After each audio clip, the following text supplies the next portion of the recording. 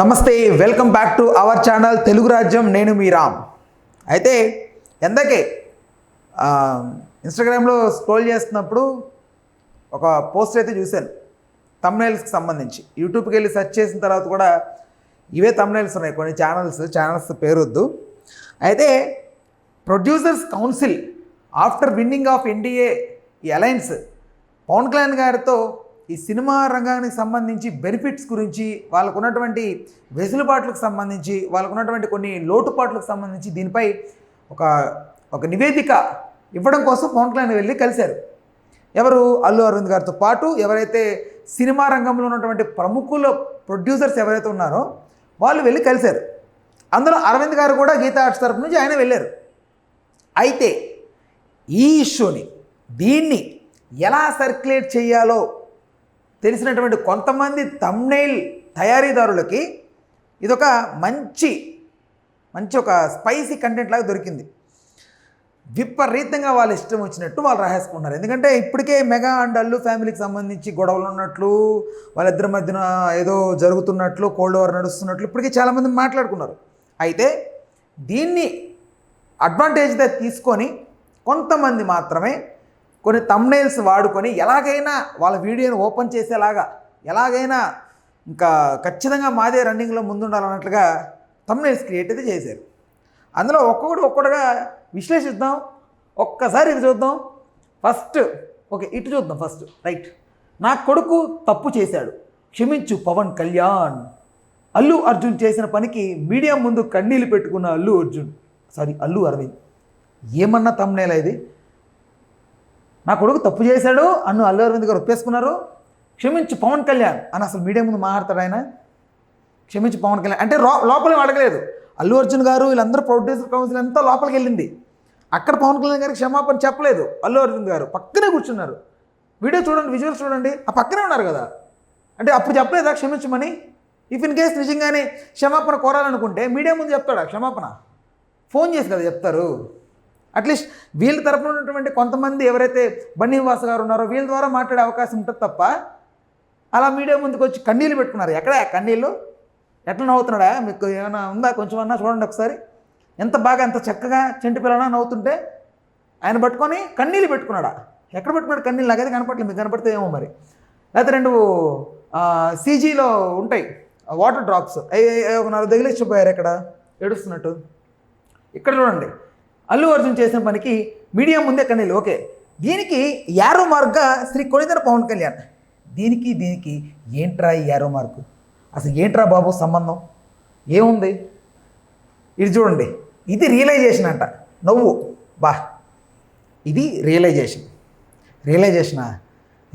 ఎందుకు ఉంటుంది? రియలైజేషన్ ఎందుకు అవుతారు?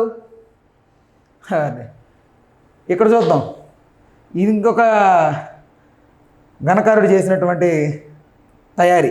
ఈ తయారీలో నా కొడుకు అల్లు అర్జున్ తరపున పవన్కి నేను సారీ చెప్తున్నారా? అరే నాయన, అందరికీ మీడియా మిత్రులందరికీ నమస్కారం పెట్టాడు ఆయన. దాన్ని ఇలా చేసేసారేంట్రా? నా కొడుకు అల్లు అర్జున్ తరపున అసలు సారీ చెప్పాల్సిన అవసరం అల్లు అరవింద్ గారికి లేదు. ఎందుకంటే ఆ రోజే ఆయన పిఠాపురం వెళ్ళారు.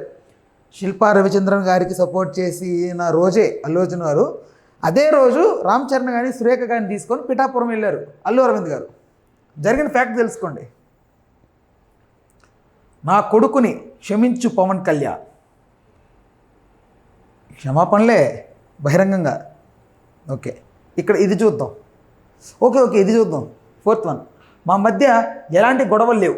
పవన్ కళ్యాణ్ నా కొడుకుని క్షమించేశాడు. క్లాప్స్. కొడుకు క్షమించేసాడు ఏంటి? క్షమించాల్సిన అవసరం పవన్ కళ్యాణ్ గారికి ఎందుకు ఉంది? అసలు మీరు క్రియేట్ చేసింది ఇదంతా. అసలు ఏ సంబంధం లేని ఫ్యామిలీస్ని ఇన్వాల్వ్ చేసి ఎవరి అభిప్రాయాలు వాళ్ళకు ఉంటాయి, ఎవరి భిన్న అభిప్రాయం వాళ్ళకు ఉంటుంది. నేను ఇదివరకు ఒక వీడియో కూడా చేశాను. మీరు కావాలనుకుంటే కామెంట్ సెక్షన్లో ఇస్తాను, ఆ వీడియో చూడండి. అల్లు అర్జున్ది ఎలాంటి తప్పు లేదు, క్షమాపణ చెప్పాల్సిన అవసరం లేదు. ఎవరి అభిప్రాయాలు వాళ్ళకు ఉంటాయి. పవన్ కళ్యాణ్ గారికి ఒక అభిప్రాయం ఉన్నట్టే, చిరంజీవి గారికి ఒక భిన్న అభిప్రాయం ఉన్నట్టే, అల్లు అర్జున్ కూడా ఒక భిన్న అభిప్రాయం ఉంటుంది. అభిప్రాయానికి మీరు తప్పనిసరిగా ఇవ్వాలి. ఇక్కడ ఏదో దాచారయ్యా, ఇక్కడ ఉంది. ఇంకా ఎప్పుడూ చెయ్యడు, దండం పెట్టాడు పాపం. అన్నీ ఒకటే దగ్గర. ఒక్కసారి మీడియాకి దండం పెట్టి నమస్కరించిన పాపానికి ఏకంగా కొడుకుని క్షమించమని అడుక్కుంటున్నట్టు ప్రాధేయపడుతున్నట్టు ఇష్టప్రకారం తమ్ముడు. ఇది ఎక్కడ దిక్కుమాలిన తమ్ముడు స్వామి. రైట్, ఇటు చూద్దాం కింద. నా కొడుకుకి బుర్ర లేదు, జగన్కి అందుకే సపోర్ట్ చేశాడు. ఇప్పుడు ఇక్కడ నాకు ఒక డౌట్ ఏంటంటే, శిల్పా రవిచంద్రన్ గారికి సపోర్ట్ చేయడానికి వెళ్తున్న టైంలోనే కదా అల్లు అరవింద్ గారు కూడా పిఠాపురం వెళ్ళారు. మరి అప్పుడు ఆయన తెలీదా, వెళ్ళొద్దని ఖండించలేదా అల్లు అర్జున్ గారిని? అలా చేస్తే తప్పు అవుద్ది, అలా చేస్తే మన ఫ్యామిలీస్లో అలజడి స్టార్ట్ అవుద్దని అల్లు అరవింద్ గారు ఎలాంటి హింట్ ఇవ్వలేదు. ఒకవేళ ఇచ్చినా కూడా అల్లు అర్జున్ గారి తండ్రిని మాట కూడా లెక్క చేయకుండా వెళ్ళాడంటారా?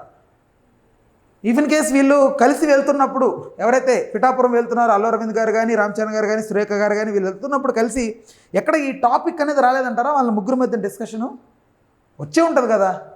అట్లీస్ట్ బన్నీ గురించి మాట్లాడుకొని ఉంటారు కదా, ఇట్లా వెళ్ళాడని చెప్పే ఉంటారు.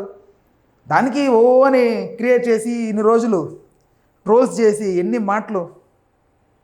నా కొడుక్కి బుర్ర లేదు, జగన్కి అందుకే సపోర్ట్ చేశాడు. ఎందుకు సపోర్ట్? జగన్కి చేశాడా, శిల్పా రవిచంద్రన్కి చేశాడా?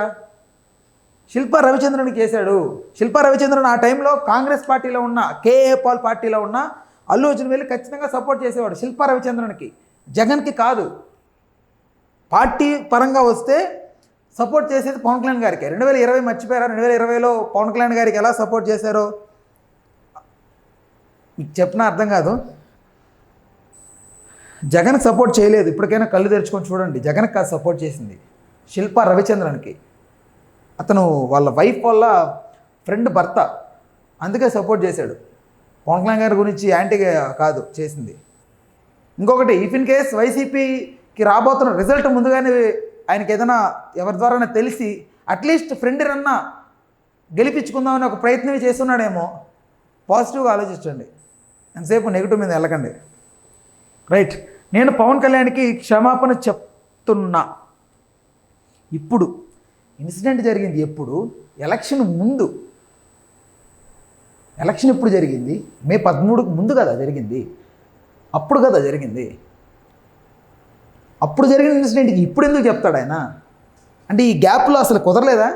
కనీసం ఫోన్ చేసుకునే వీలు కూడా లేదా? ఈ ఏం తమ్నైల్లో ఇక్కడ చూడండి, ఇది ఏంట్రా ఇది? మీకు దండం, నన్ను వదిలేయండి.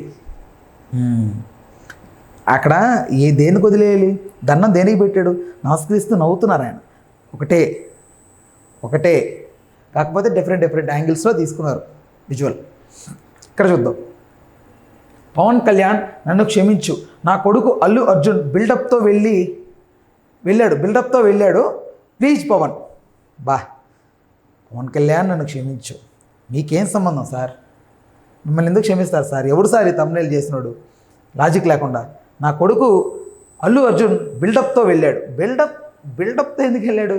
బిల్డప్తో వెళ్తే ఎలా ఉంటుంది? బిల్డప్తో వెళ్ళి ప్రచారం చేస్తే ఎలా ఉంటుంది?